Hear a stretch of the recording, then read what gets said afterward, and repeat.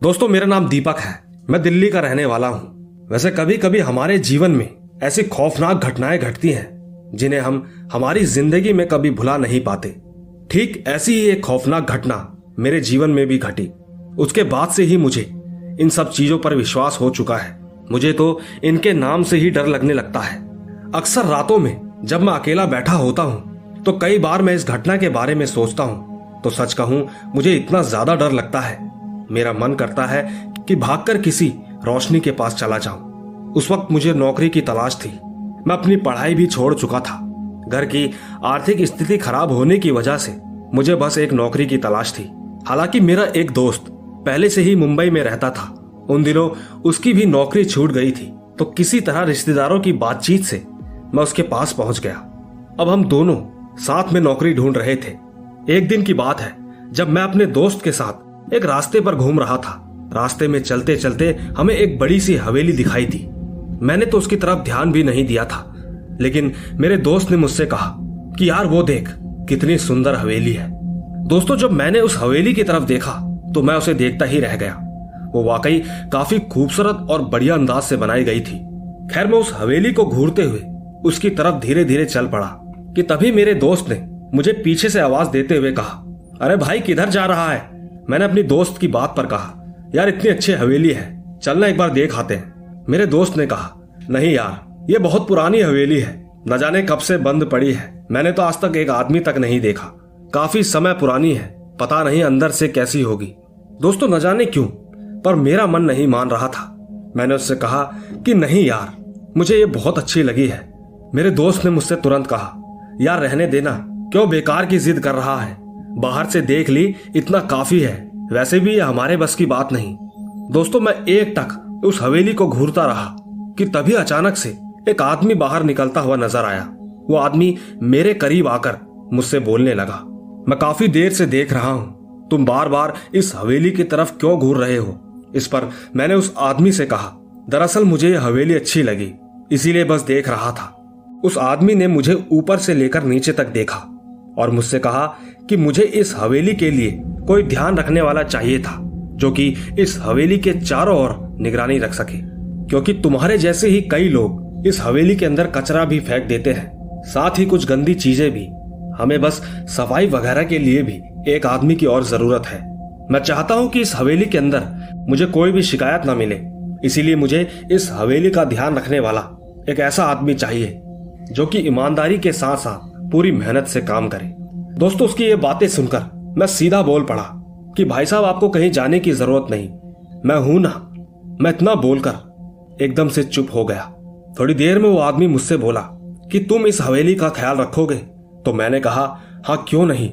उस आदमी ने तुरंत ही हाँ कह दिया और ये भी बताया कि मालिक के द्वारा तुम्हें अच्छे पैसे भी दिए जाएंगे। ये तो तुम किस्मत समझो कि नौकरी खुद चलकर तुम्हारे पास आई है, पर इतना ध्यान रखना, मुझे इस हवेली के अंदर कोई शिकायत नहीं मिलनी चाहिए। दोस्तों, मेरी तो खुशी का ठिकाना नहीं था। मैंने उससे तुरंत कहा, आप चिंता मत करो, बस आप मुझे इतना बता दो कि मेरी ड्यूटी कब से कब तक होने वाली है। दोस्तों, उस आदमी ने मेरे दोस्त की तरफ देखकर कहा, मुझे एक नहीं बल्कि 2 बंदों की जरूरत है, ताकि एक दिन में निगरानी कर सके तो दूसरा रात में।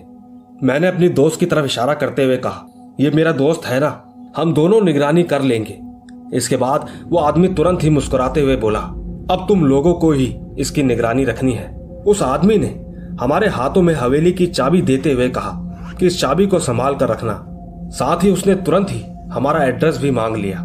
दोस्तों, उस वक्त मेरे दोस्त ने मेरा हाथ पकड़ा और मुझे साइड में ले गया और कहने लगा कि एक आदमी अचानक हमें बीच रास्ते में ऐसे कैसे काम दे सकता है। दोस्तों, सच कहूं तो इससे पहले मैंने कभी नौकरी नहीं की थी और पहली ही बारी में मुझे इतने अच्छे पैसे मिल रहे थे। मैंने अपने दोस्त के कान में कहा कि यार, इससे अच्छा मौका नहीं मिलेगा, वैसे भी हमें तो इस हवेली का ख्याल ही रखना है। और देखो, उस आदमी ने मुझे चाबी देकर एक बहुत बड़ी जिम्मेदारी तो दे ही दी है। 1-2 दिन करके देख लेते हैं, अगर ठीक नहीं लगेगा तो चाबी वापस दे देंगे। हम दोनों बातें कर ही रहे थे कि वो आदमी वहां से जाने लगा। उस आदमी ने अपनी कार निकाली तो हम लोगों ने इशारे में उसकी गाड़ी में बैठने को कहा। हम बस वहां से अपने कमरे तक जाना चाहते थे, जिस पर उस आदमी ने कहा कि चलो मैं तुम्हें तुम्हारे घर छोड़ देता हूं, इससे मैं तुम्हारा घर भी जान जाऊंगा और साथ ही आने में कोई तकलीफ भी नहीं होगी। दोस्तों वो आदमी काफी अमीर लग रहा था, उसकी गाड़ी भी काफी ज्यादा महंगी थी। इसके बाद उसने हम दोनों को हमारे घर पर छोड़ दिया। उसने बताया कि सुबह की ड्यूटी मेरी होगी और शाम की ड्यूटी मेरे दोस्त की। दोस्तों मैं बेहद खुश था कि अगली ही सुबह से मेरी ड्यूटी चालू होने वाली थी। मैंने सोचा कि पैसे मिलते ही सबसे पहले मैं फोन खरीदूंगा। यही सोचते सोचते पूरी रात गुजर गई। अगली सुबह होते ही लगभग 6:30 बजे वो आदमी हमारे घर पर आया और फिर मुझे लेकर हवेली पहुंचा। उसने मुझे हवेली का एक एक कोना दिखाया, साथ ही उस हवेली के बारे में मुझे काफी सारी बातें बताने लगा। बातों ही बातों में उसने ये भी बताया कि लोगों का कहना है कि इस हवेली के अंदर प्रेतों का बसेरा है। दोस्तों इस बात पर मैं हंसते हुए बोला, फिर तो आपने भी इस हवेली में कोई ना कोई भूत जरूर देखा होगा, क्योंकि मुझे तो भूत प्रेतों पर बिल्कुल भी विश्वास नहीं है, इसीलिए मैं इन चीजों को बिल्कुल नहीं मानता। मगर मेरा दोस्त इन चीजों पर काफी विश्वास करता है। दोस्तों इन सब चीजों के बाद वो आदमी वहां से चला गया और पूरी हवेली में मैं बस घूमता ही रहा। हवेली एकदम सुनसान थी, लेकिन बाहर से आती धूप की किरणें पूरी हवेली में उजाला कर रही थी। मैंने जरूरत की चीजों को अच्छे से साफ किया। बाहर बैल्कनी में कुछ पेड़ों के पत्ते गिरे थे, मैंने उन्हें समेटकर भी कूड़ेदान में डाल दिया। ऐसा करते करते मुझे शाम हो चुकी थी। थोड़ी ही देर बाद मेरा दोस्त भी वहां पर आ गया था। मैंने थोड़ी देर उससे बातचीत की और बातों ही बातों में मुझे उस आदमी की वो बात याद आ गई जो उसने मुझे सुबह कही थी। पहले तो मैंने ये सोचा कि अगर मैं इससे कुछ कहूंगा तो कहीं ये डर ना जाए, लेकिन आखिरकार वो मेरा दोस्त ही था तो मुझे उसे बताना ही पड़ा। दोस्तों मेरे सब कुछ बताते ही वो तुरंत बाहर की तरफ जाने लगा। मैंने उससे कहा कि तू चिंता मत कर, हम दोनों एक साथ दोनों टाइम की ड्यूटी कर लेंगे। दोस्तों ये सुनकर उसे भी कहीं ना कहीं मेरा ये आइडिया ठीक ही लगा। तब जाकर कहीं उसने कहा कि हाँ ये बिल्कुल ठीक रहेगा। इसके बाद हम दोनों ने उसी दिन से सुबह शाम की ड्यूटी करना एकदम तय कर लिया था। दोस्तों वो रात तो हम दोनों ने जैसे तैसे काट ली। अगले दिन सुबह पूरे दिन हम बैठे रहे, मगर वहां पर ना तो कोई कचरा डालने आया और ना ही किसी ने हमसे बात की। बस जो भी आता हमारी तरफ एक नजर देखता और सीधा आगे की तरफ चला जाता। धीरे धीरे कब सुबह से शाम हो गई हम दोनों को पता ही नहीं चला। इसके बाद हम दोनों अपने घर जाकर खाना खाने के लिए पहुंचे। वापस घर लौटते वक्त हमें उस वक्त रात के 8 बज चुके थे। हमने जैसे ही हवेली का दरवाजा खोला तो हमने पाया कि चारों तरफ घर एकदम सन्नाटे में डूबा हुआ था। मेरे दोस्त को तो वहां पर बिल्कुल ठीक नहीं लग रहा था, लेकिन मैंने उससे कहा, यार तू कितना डरपोक है, मैंने कभी नहीं सोचा था। मैं इतना कहकर जोरों से हंसने लगा और फिर चुपचाप वो मेरे पीछे पीछे हवेली के अंदर आ गया। मैं मेन दरवाजे के पास में ही पड़ी कुर्सी पर चुपचाप जाकर बैठ गया। इसके बाद अचानक से उस हवेली के अंदर से एक आवाज आई। आवाज काफी भयानक थी, ऐसे लगा जैसे किसी ने बंदूक की गोली चला दी हो। मेरा दोस्त एकदम हड़बड़ाते हुए बोला कि ये कैसी आवाज है, जिस पर मैंने कहा कि हवेली के पीछे कोई कुत्ता होगा जो भौंक रहा है। सच कहूं तो मैंने उस आवाज पर ज्यादा ध्यान नहीं दिया था। अब वो आवाज कैसी थी मैं आपको ठीक से नहीं बता सकता, लेकिन मैंने अपने दोस्त का दिल रखने के लिए एक बार उस हवेली का दरवाजा खोला और अंदर की तरफ गया। अंदर पहुंचकर जो मैंने देखा उसे देखकर मुझे आवाज का अंदाजा हो गया था। मैंने अपने दोस्त को बुलाते हुए कहा कि ये देख, बड़ी सी तस्वीर यहाँ नीचे गिर गई है, इसी की आवाज होगी, तू बस बेफालतू में ही डरता रहता है। मैंने उस बड़ी सी तस्वीर को उठाया कि मेरे हाथ लगाते ही हवेली के अंदर कुछ टूटने फूटने की आवाजें आने लगी। मैं कुछ भी समझ नहीं पा रहा था कि आखिर ये क्या हो रहा है। मैंने किसी भी आवाजों पर ज्यादा ध्यान नहीं दिया और चुपचाप बाहर बैठकर निगरानी करने लगा। मेरे मन में तो बस एक ही सवाल चल रहा था कि इतनी बड़ी हवेली है, घर में बिल्लियां भी हो सकती हैं, तो मैं एक एक कमरे में जाकर हर किसी चीज को चेक नहीं कर सकता। आखिरकार डर तो हमें भी लगता है, और वैसे भी इस वक्त देखने वाला कोई नहीं है। सवेरे अगर मौका लगा तो सब कुछ साफ कर दूंगा। मैं चुपचाप बैठा हुआ था कि तभी अचानक किसी जानवर की अंदर से गुर्राने की आवाज आई। यह आवाज काफी खतरनाक के साथ साथ डरा देने वाली भी थी। यह आवाज मेरे दोस्त के कानों में भी पड़ी तो वो एकदम से दंग रह गया, लेकिन वो कुछ कहता मैंने उससे दोबारा कहा कि अरे यार कोई कुत्ता ही होगा, पर मेरे दोस्त ने कहा कि यह आवाज कोई कुत्ते की तो नहीं लग रही। तब जाकर मैंने उससे कहा कि खाली हवेली है, आवाज गूंजती है, ऐसे में तू मत डर और मुझे भी मत डरा।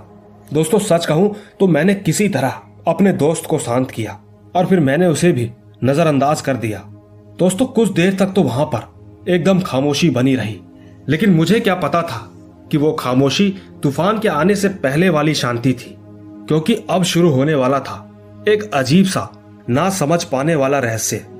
मैं तो चुपचाप कुर्सी पर बैठा हुआ था कि तभी अचानक वहां पर दरवाजे की पीटने की आवाज आने लगी। वो दरवाजा कोई इतनी बुरी तरह पीट रहा था कि उसे सुनकर तो कोई भी आदमी डर जाता। ऊपर से मेरा दोस्त तो पहले से ही डरा हुआ था, लेकिन सच कहूं तो अब तक मैं ये समझ चुका था कि यह हवेली बिल्कुल ठीक नहीं है। इसमें जितनी भी चीजें अब तक हो रही हैं वो किसी भी तरीके से आम नहीं लग रही थी, और आखिरकार कब तक मैं अपने मन को इस बात को सोचकर संतुष्ट करता रहता कि ये है या वो है। लेकिन दोस्तों मैंने हिम्मत नहीं हारी। आखिरकार मैं इन सब चीजों को नहीं मानता था, इसीलिए मैंने उठकर सीधा अंदर जाने का फैसला किया। मुझे अंदर जाता देख मेरे दोस्त ने मुझे आवाज दी और कहा कि ऐसे मत जा, एक तो पहले ही कुछ ठीक नहीं लग रहा।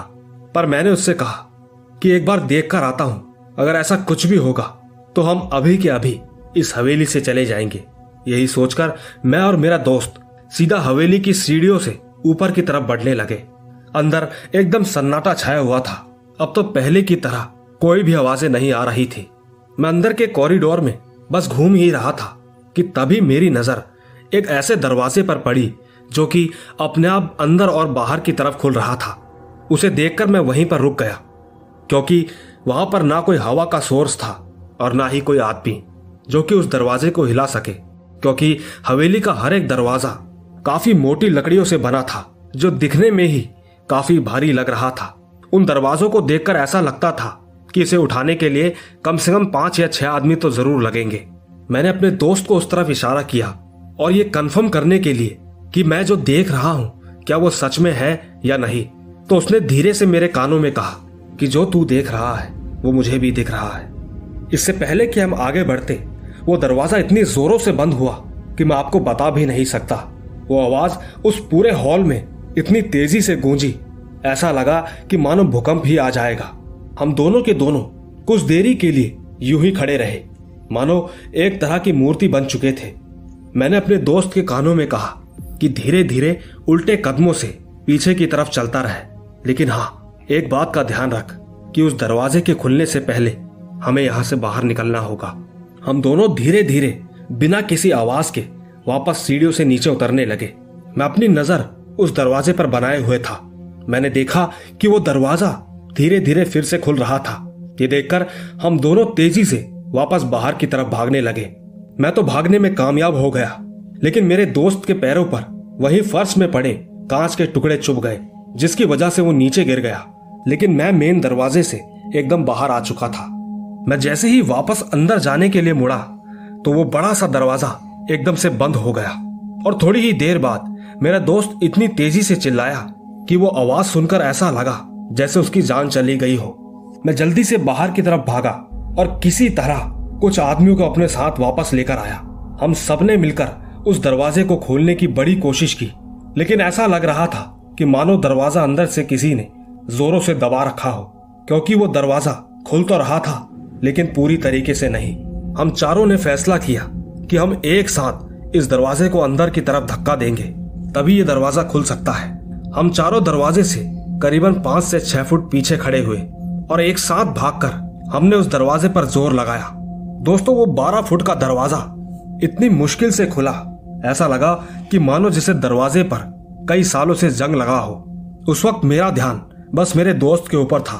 मैंने भागकर अपने दोस्त को उठाया, उसकी तरफ देखा तो वो बेहोश हो चुका था। हमने तुरंत ही उसे उठाकर अस्पताल में भर्ती करवाया, तब जाकर कहीं उसकी हालत में सुधार आया। होश में आ जाने के बाद उसने किसी से कुछ नहीं कहा, लेकिन जब अस्पताल से हम लोग घर पहुंचे तब भी उसने मुझे कुछ नहीं बताया। मैं लगातार उससे पूछता रहा तो उसने आखिर में बस यही जवाब दिया कि मुझे नहीं पता, बस मेरी आंखों के आगे अंधेरा छा गया था। दोस्तों मैंने अपने दोस्त को यह दिलासा दिलाया कि हम कल ही जाकर उस आदमी से बात करेंगे जिसने हमें इस घर की चाबी दी थी। दोस्तों सुबह होते ही हम दोनों उस हवेली पर पहुंचे और कई देर तक उस आदमी का इंतजार किया, लेकिन वो आदमी हमें कहीं नजर नहीं आया।